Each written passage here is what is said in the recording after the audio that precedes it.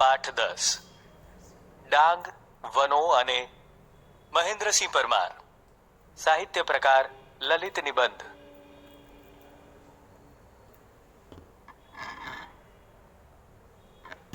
Society શબ્દ જેમ મોહલ્લો શબ્દને ગળી ગયો છે એમ શેરી અને વાસ શબ્દોને ફ્લેટ અને એપાર્ટમેન્ટ શબ્દો ગળી ગયા છે. જૂના શબ્દો છોડી ભાષા નવા શબ્દો ધારણ કરતી જાય છે. પહેલા કમ્પ્યુટર અને પછી એન્ડ્રોઈડ મોબાઈલ આવતા જેટલા આપણે ફ્રન્ટ આવ્યા એટલા જ આપણા પત્રો અને કાગળો બેક થતા ગયા છે. આજે પત્રો ખૂબ ઓછા પ્રમાણમાં લખાય છે. તમે જોયેલું નગર, પ્રકૃતિ ઉદ્યાન કે ગમતી બાબત, સગા સંબંધી કે મિત્રોને પત્રના માધ્યમથી લખી મોકલવાની મજા જ કંઈક ઓર છે. ચાલો આવો એક પાઠ જોઈએ જેમાં લેખક કમ્પ્યુટર અને મોબાઈલના યુગમાં પણ પોતે કરેલા પ્રવાસની યાદને પત્રમાં લખી પિતાજીને મોકલે છે. પાઠના લેખક મહેન્દ્રસિંહ તખ્તસિંહ પરમાર છે, જેમનો જન્મ 2/10/1967 રોજ થયો હતો. હાલ તેઓ ભાવનગર યુનિવર્સિટીના ભાષા ભવનના અધ્યક્ષ તરીકે સેવા આપે છે. પોલિટેકનિક વાર્તા સંગ્રહ અને રખડુનો કાગળ નિબંધ સંગ્રહ પ્રગટ થયા છે. પાઠનો સાહિત્ય પ્રકાર લલિત નિબંધ છે. પ્રિય બાપુજી, અગાઉ અંકલેશ્વર અને આહવા ગયો ત્યારનો તમને લખવા ધારતો હતો. એ પછી ફરી એકવાર જઈ આવ્યો. લખ્યા વગર ન જ ચાલે એવું થઈ ગયું. એ અનુભવોને પુનઃ સ્મૃત કરવાનો પ્રયત્ન કરું છું. આહવા જતા પહેલા 3 દિવસ અંકલેશ્વર રોકાયો. અંકલેશ્વર મને પ્રિય છે. મિત્રો મજાકમાં જેને ગંદકેશ્વર કહે છે, એ કારખાનાઓથી ઉભરાતું એશિયાનું બીજા નંબરનું ઔદ્યોગિક મથક મારું પ્રિય સ્થળ છે. અહો વૈચિત્ર્યમ, એની દુર્ગંધ સાથે એક ઘરોબો કેળવાઈ ગયેલો. પણ સાચું કહું તો અહીંના ભરૂચી નાકાથી બોરભાઠા થઈને આગળ જતા આવતી ભેખડવતી નર્મદાને કારણે અંકલેશ્વર મારી પ્રિય જગ્યા છે. અહીં ઉચ્ચાસને બેસીને કેટલીય વાર સૂર્યાસ્ત જોવાની મજા લૂંટી છે. અસ્તાચળે પહોંચેલા સૂર્ય મહારાજ આ ક્ષિતિજ જળવતી નર્મદાની સપાટી પર છેક અમારા સુધી લાલ કાર્પેટ બિછાવી આપે. આ રાજમાર્ગે ટપ ટપ કરતા દોડીને એમને મળવા જઈએ ત્યાં તો ગાયબ થઈ જાય. નાકું એટલે જ્યાં ઘણા રસ્તા મળતા હોય તે સ્થળ. ઘરોબો એટલે ઘરના જેવો ગાઢ સંબંધ. અસ્તાચળ એટલે સૂર્ય જેની પાછળ અસ્ત થાય છે તે કાલ્પનિક પર્વત. ક્ષિતિજ એટલે આકાશ અને પૃથ્વી જ્યાં મળે છે તે રેખા. અને લાલ કાર્પેટ બિછાવવી રૂઢિપ્રયોગનો અર્થ સ્વાગત કરવું થાય. મિત્રો, આ વાક્ય જુઓ. એની દુર્ગંધ સાથે એક ઘરોબો કેળવાઈ ગયેલો. દુર્ગંધથી તો માણસ શ્વાસ બંધ કરીને ભાગે. લેખકને તેની સાથે ઘરના જેવો ગાઢ સંબંધ કેળવાઈ ગયો હતો. વિચિત્ર લાગે છે ને? કારણ કે એ સ્થળ તેમનું પ્રિય સ્થળ છે. મનગમતી વસ્તુ કે વ્યક્તિનો જ્યારે આપણે સ્વીકાર કરીએ છીએ ત્યારે તેની ખામીઓનો પણ સપ્રેમ સ્વીકાર કરીએ છીએ. કોઈ માતાના મુખે તમે તેના સંતાન વિશે અયોગ્ય શબ્દો નહીં સાંભળ્યા હોય. જ્યાં પ્રેમ મુખ્ય છે ત્યાં બીજી બધી બાબતો ગૌણ છે. લોકો ભલે ગંદકેશ્વર કહે, પણ લેખકને મન અંકલેશ્વર પ્રિય છે. નર્મદાએ મને હર હંમેશ ઝંખૃત કર્યો છે. કોઈ પણ રૂપમાં એ નદી મને તાણી જાય છે. આમ જમણી તરફ સામા પ્રવાહે, જો કે સામો પ્રવાહ તો કહેવાનો. ભરતીની અસર હોય તો છેક સુધી તમે શંકિત રહો કે શું નદીએ વહેણ બદલ્યું. જાઉં તો કબીરવડ, નારેશ્વર, જબલપુર, કે અમરકંટક સુધીના તમામ પ્રદેશો ફરી વળું, તો આમ ડાબી તરફ પ્રવાહ સાથે વહું તો સમુદ્રમાં, ત્યાંથી ક્યાંનો ક્યાં ઝંકૃત એટલે ઝણકાર અથવા રણકાર, અને શંકિત એટલે જેને વિશે શંકા કરવામાં આવી હોય તેવું. કબીરવડ સાથે કબીરજીને અનુભવીએ, કેટલાક તપસ્વીઓના તપને અનુભવીએ. નાહીએ ત્યારે આખી નર્મદા આપણી હોય, કાલાંતરોની સૃષ્ટિમાં આપણે નાહી રહીએ. એક અંજલિ ભરીએ તો હાથમાંનું જળ ભૂતકાળના બધા દ્રશ્યો વર્તમાનની સન્નિધિએ ઉઘાડતું આવે. ભૂખ તરસ બધું ભૂલી જવાય. કવિ રાજેન્દ્ર શુક્લ અહીં યાદ આવ્યા વિના ન રહે. મુઠ્ઠી ચણા કે ધાણી, ઝરણાનું મીઠું પાણી, ઘેઘૂરની ઘટામાં આઠે પ્રહર ઉજાણી. કાલાંતર એટલે ઘણા સમય પછીનો બીજો સમય. અંજલિ એટલે ખોબો. સન્નિધિ એટલે નજીકપણું અથવા સમીપ. ઘેઘૂર એટલે ઘટાદાર, અને પ્રહર એટલે 3 કલાકનો સમયગાળો. લ્યો હવે આહવાની વાત કરું. પહેલી વાર આહવા ગયો ત્યારે ઘાયલ જ થઈ ગયો. વન સંપદાનું આટલું આદિમ અને મનોહર રૂપ, લગભગ બધું જ વિસરાઈ ગયું. આહવામાં મિત્રવર્ય જગદીશભાઈનું ઘર એકદમ સનસેટ પોઈન્ટની બાજુમાં જ છે. સનસેટ પોઈન્ટની ઊંચાઈથી નીચેની આખી રંગભૂમિ જોવા સરખી. વન સંપદા એટલે વનની સંપત્તિ, અને આદિમ એટલે પ્રારંભનું કે શરૂઆતનું. એની રંગરમણા અદ્ભુત, દૂર નીચે માનવ વસવાટથી સવારની ઝાંખી કરાવતા રતુમડા પત્તાના હોય તેવા ઘર. એ ઘર સુધી દોડી જતી સરપીલ ભૂખરી કેડીઓ, ખીણમાંથી છેક સૂર્ય સાથે હરીફાઈ કરવા મથતા સાગની અને જમીન પર પથરાયેલા ઘાસની પોતપોતાની લીલપ. છાક એનો એવો કે સૂર્યપ્રકાશને આટી મારે. નયન રમ્ય ને નયન મનોહર શબ્દોની ખરેખરી અર્થછાયા અહીં પ્રત્યક્ષ થાય. પવનની સાથે ઘુમરાઈને ઉપર વહી આવતા રંગ, ગંધ, અવાજના ત્રિવિધ રૂપને ઊંડા શ્વાસ લો તો આખા અસ્તિત્વમાં અનુભવી શકો. પવનની જાદુઈ લાકડી ફરે ને આ દ્રશ્ય શ્રાવ્ય ચલચિત્ર પરિવર્તન પામતું રહે. હમણાં જ પડી ગયેલા વરસાદે વળી આ રંગભૂમિનું સમીકરણ જ બદલી નાખ્યું છે. તમે નજરે જુઓ તો વળી એનો જુદો જ સ્વાદ અનુભવો. પણ આ જગ્યાએ બેસીને મને એક વિચિત્ર પણ મજાનો વિચાર આવ્યો. વિશ્વની કોઈ પણ સ્પંદનશીલ ચેતનાને સ્પર્શે એવી આ દુનિયાને જોઈને કોણ કેમ રિએક્ટ થાય? પદાર્થ એક જ, પણ એને ઝીલનાર પાત્રો કેવા નોખા, ને તોય હેમનું હેમ વળી. રંગરમણા નો અર્થ રંગોની સુંદરતા. છાગ એટલે નશો, આંટી મારવી. રૂઢિપ્રયોગનો અર્થ ચડિયાતા થવું.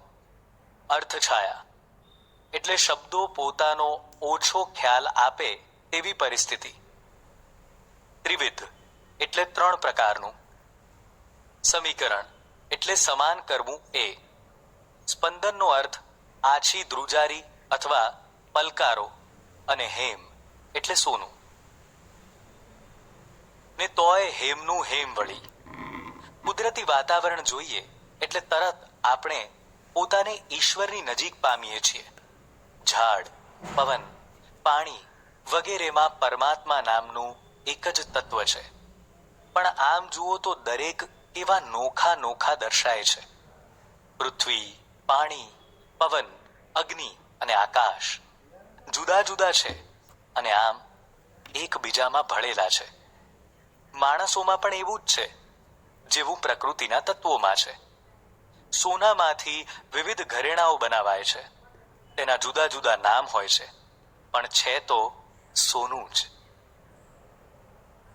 પછી તો દંડકારણ્યના જુદા જુદા રૂપ જોયા.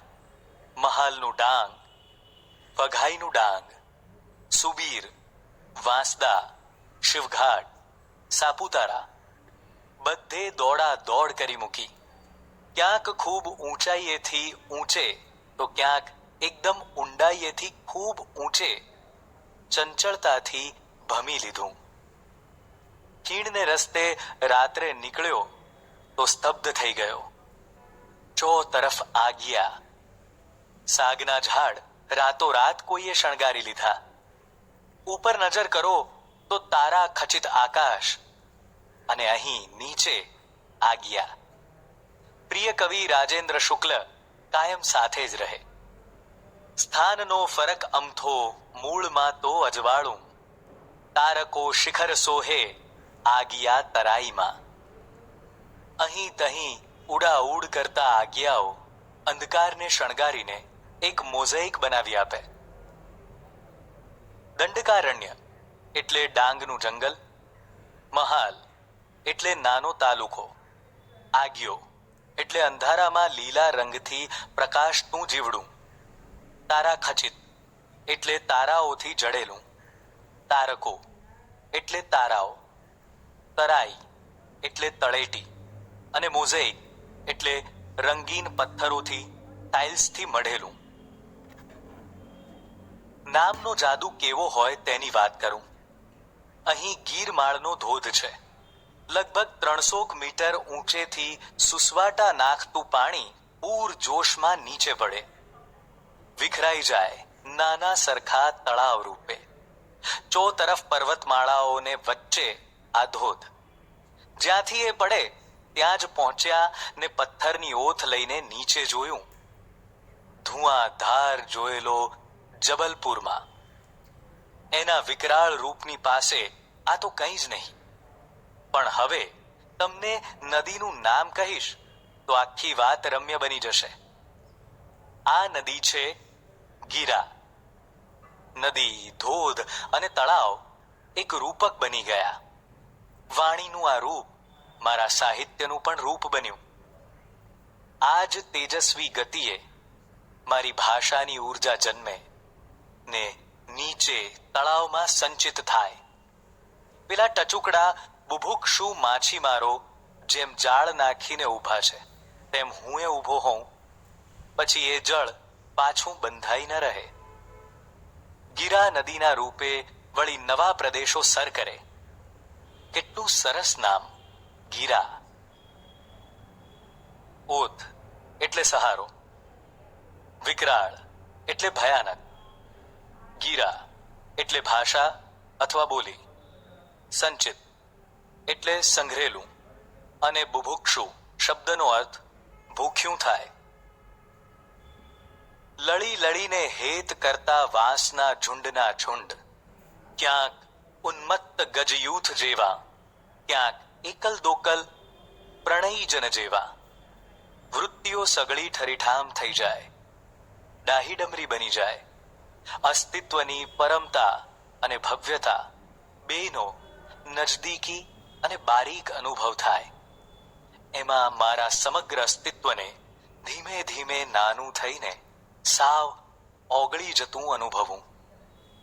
મારી દરેક મુસાફરી મારા માટે કોઈને કોઈ રીતે યાત્રા બની રહેતી હોય છે. પ્રત્યેક સફરે હું નવો બનતો હોઉં છું. આ મારો અનુભવ છે. ઉન્મત્ત નો અર્થ મદમસ્ત અથવા તોફાની. ગજયુથ એટલે હાથીઓનું ટોળું. ઠરીઠામ થઈ જવું. રૂઢિપ્રયોગનો અર્થ શાંત થઈ જવું. અને પરમતા શબ્દનો અર્થ શ્રેષ્ઠતા થાય. આહવા આવ્યો એ પહેલાં અહીંના આદિવાસીઓ વિશે ખૂબ સાંભળેલું. ડાંગ દરબારની વાતો કાને પડેલી. આ વખતે આ લોકોની દુનિયાનો આછેરો પરિચય જ માત્ર મળી શક્યો. જ્યારે તક મળે ત્યારે જગદીશભાઈનું બાઇક લઈને નીકળી પડું. આહવાની ગલી કૂંચીઓમાં અને આજુબાજુના રસ્તાઓ પર રખડ્યા કરું. સ્થાનિક પ્રજાને જોયા કરું. એમની લોક સંસ્કૃતિ હજી આજે એટલી જ જીવન, એમના ગીતો, એમના વાદ્યો, તહેવારો. થાય કે હાથમાં હાથ ભીડીને નાચીએ. પણ એક વખત નીકળ્યો તો ડાંગીઓનું મોટું સરઘસ સામે મળ્યું. સૌથી આગળ 2-3 આદિવાસીઓ ફટાકડા ફોડતા હતા. થયું કે ચાલો લગ્ન યાત્રા જોવા મળશે. આ તો કંઈક બીજું જ નીકળ્યું. કોઈનું મરણ થયેલું. એની નનામી ઉંચકીને ડાઘુઓ જતા હતા. મૃત્યુના માનમાં ફટાકડા. મરણને ઉજવવાની આ રીત કેટલી તાત્વિક. આ ભોળી પ્રજાને આવું જીવન સત્ય કેમનું લાદ્યું હશે? ડાઘુ એટલે શબને બાળવા લઈ જનારો, અને તાત્વિક એટલે તત્વને લગતું. જીવન અને મૃત્યુ. ડાંગી પ્રજા મૃત્યુને પણ ઉજવે છે. એ જોઈ લેખકને નવાઈ લાગે છે, પણ એ જ જીવનનું સત્ય છે. જેમ એક સિક્કાની 2 બાજુ હોય છે, તેમ જીવનની બીજી બાજુ મરણ છે. જ્યારે વ્યક્તિને જન્મ મળે છે ત્યારે જ તેનું મરણ થવાનું છે એ પણ નક્કી થઈ જ જાય છે. મૃત્યુ અંત નથી, પરંતુ ખરેખર એ જ જીવનનો પ્રારંભ છે. એ વાત સમજી ગયેલા ડાંગીઓ મૃત્યુની ઉજવણી કરે છે. લ્યો જુઓ, વાત આખી મૃત્યુના સમ પર આવીને ઊભી રહી ગઈ. જેટલું ગમ્યું એટલું જ લખ્યું. ન ગમ્યું તેની વાત ફરી ક્યારેક કરીશ. મારી આ પત્ર ચેષ્ટા ગમીને? ઈચ્છા તો ત્યાં જ એકાદ ઝરણામાં પગ બોળીને આ શબ્દ ઝરણ વહેતું મૂકવાની હતી. તમને ત્યાં કેવાક યાદ કરતો હોઈશ તેનું પ્રમાણ મળે તોય હાઉ. મહેન્દ્ર. હાઉ એટલે બસ અથવા ઠીક. 2-3 વાક્યમાં ઉત્તર લખો. પ્રશ્ન 1. નર્મદા સ્નાન અંગેના લેખકના અનુભવો જણાવો. ઉત્તર. લેખક નર્મદામાં સ્નાન કરતા ત્યારે તેમને નર્મદા પોતાની હોય તેવી આત્મીયતાની અનુભૂતિ થતી. કાલાંતરોની સૃષ્ટિમાં નહાતા હોય એવું તેમને લાગતું. તેઓ નર્મદાના એક જ અંજલિ ભરે તો હાથમાંનું જળ ભૂતકાળના બધા દ્રશ્યો, વર્તમાનની સમીપતાને તાદશ કરતા. ભૂખ તરસ બધું ભૂલી જતા. પ્રશ્ન 2. લેખક પોતાને ટચુકડા બુભુક્ષુ માછીમારો સાથે સરખાવે છે, કારણ કે? ઉત્તર. લેખક પોતાને ટચુકડા બુભુક્ષુ માછીમારો સાથે સરખાવે છે કારણ કે જેમ માછીમારો જાળ નાખીને માછલાની રાહ જોતા ઊભા હોય, તેમ પોતે પણ એકરૂપ બની ગયેલા નદી, ધોધ અને તળાવના રમ્ય રૂપને જોવા ઊભા છે. આ રૂપ એમના સાહિત્યનું પણ રૂપ બને છે. એનું વર્ણન કરવા માટે તેજસ્વી ગતિએ તેમની ભાષાને પણ જાણે ઊર્જા મળે છે. પ્રશ્ન 3. લેખકની મુસાફરી યાત્રા બની રહેતી, કારણ કે? ઉત્તર. લેખકની મુસાફરી એમને માટે યાત્રા બની રહેતી, કારણ કે દરેક મુસાફરીમાં તેમની તમામ વૃત્તિઓ ઠરીઠામ થઈ જતી, ડાહીડમરી બની જતી. તેમને સૌંદર્યના અસ્તિત્વની શ્રેષ્ઠતા અને ભવ્યતા બંનેનો નજીકથી અને બારીક અનુભવ થતો. એમાં તેમનું પોતાનું અસ્તિત્વ ધીમે ધીમે નાનું થઈને સાવ ઓગળી જતું અનુભવાતું. પ્રશ્ન 4. ડાંગના આદિવાસીઓની મરણને ઉજવવાની રીત વિશે જણાવો. ઉત્તર. ડાંગના આદિવાસીઓ કોઈનું મરણ થયું હોય તો તેની નનામીને લગ્ન યાત્રાની જેમ મોટું સરઘસ કાઢીને સ્મશાને લઈ જતા. તેઓ મૃત્યુના માનમાં રસ્તામાં ફટાકડા ફોડતા. ડાઘુઓ એની નનામીને ઊંચકીને આગળ ચાલતા. તેમની મરણને ઉજવવાની આ તાત્વિક રીત હતી. આ ભોળી પ્રજાને જાણે મૃત્યુ વિશે આવું જીવન સત્ય લાદ્યું હોય એ રીતે મરણની ઉજવણી કરતા. 7-8 વાક્યમાં ઉત્તર લખો. પ્રશ્ન 1. લેખકને અંકલેશ્વર શા માટે પ્રિય છે? ઉત્તર. લેખકના મિત્રો અંકલેશ્વરને મજાકમાં ગંદકેશ્વર કહે છે. તેમ છતાં એની દુર્ગંધ સાથે એમને એક ઘરોબો કેળવાઈ ગયો છે. અહીંના ભરૂચી નાકાથી બોરભાઠા થઈને આગળ જતા ભેખડવતી નર્મદા આવે છે. તેમણે અહીં ઉચ્ચાસને બેસીને અનેક વાર સૂર્યાસ્ત જોવાનો આનંદ માણ્યો છે. અસ્તાચળ પર્વત સુધી પહોંચેલો સૂર્ય આ ક્ષિતિજ જળવતી નર્મદાની સપાટી પર છેક એમના સુધી લાલ કાર્પેટ બિછાવી સ્વાગત કરતો હોય એવું તેમને લાગતું. તેઓ આ રાજમાર્ગ પર ટપ ટપ કરતા દોડીને નર્મદાને મળવા જતા ત્યાં તો એ લાલ કાર્પેટ ગાયબ થઈ જતી. નર્મદાનું આ રમણીય રૂપ ખાસ અંકલેશ્વરમાં જોવા મળતું. લેખકને આ ભેખડવતી નર્મદાને કારણે અંકલેશ્વર પ્રિય છે. પ્રશ્ન 2. આહવાની વન સંપદાના મનોહર રૂપનું વર્ણન કરો. ઉત્તર. આહવાની વન સંપદા મંત્રમુગ્ધ કરે તેવી છે. એની રંગરમણા અદ્ભુત છે. નીચે માનવ વસવાટની ઝાંખી કરાવતા ઘર લાલ પરણોના હોય તેવા લાગે છે. એ ઘર સુધી પહોંચવા માટેની ભૂખરી કેડી રસ્તો સાપના આકારની છે. સૂર્ય સાથે હરીફાઈ કરવા મથતા હોય તેવા સાગની અને જમીન પર પથરાયેલા ઘાસની પોતપોતાની લીલાશ છે. એ બંનેનો તોર મિજાજ સૂર્યપ્રકાશથી ચડિયાતો છે. આ દ્રશ્ય નયનરમ્ય છે. પવનની સાથે ઘુમરાઈને ઉપર વહી આવતા રંગ ગંધ અવાજના ત્રિવિધ રૂપની ઊંડા શ્વાસ લેવાથી સમગ્ર અસ્તિત્વમાં અનુભૂતિ થાય છે. પવનની જાદુઈ લાકડી ફરે ને આ દ્રશ્ય શ્રાવ્ય ચલચિત્રમાં પરિવર્તન થતું રહે. થોડા સમય પહેલા પડેલા વરસાદે આ રંગભૂમિના વાતાવરણને જ બદલી નાખ્યું હતું. પ્રત્યક્ષપણે નજરે જોવાથી એના અલગ જ સ્વાદનો અનુભવ થાય છે. વિશ્વની કોઈ પણ સ્પંદનશીલ ચેતનાને સ્પર્શે તેવી આહવાની વન સંપદાની મનોહર દુનિયા છે. પ્રશ્ન 3. રાતના સમયે ખીણને રસ્તે જતા લેખક શા માટે સ્તબ્ધ થઈ જાય છે? ઉત્તર. રાતના સમયે ખીણને રસ્તે ચારે બાજુ આગિયા ઉડતા હતા. આ આગિયાઓએ જાણે સાગના ઝાડને રાતોરાત શણગારી લીધા હતા. ઉપર આકાશ તારા ખચિત અને નીચે આગિયાની ઉડાઉડ. કવિ રાજેન્દ્ર શુક્લની પંક્તિમાં જણાવ્યા પ્રમાણે કેવળ સ્થાનનો જ ફરક હતો. મૂળમાં તો અજવાળું હતું. શિખર તારલાઓથી શોભતું હતું અને તળેટીમાં આગિયા ઝગમગતા હતા.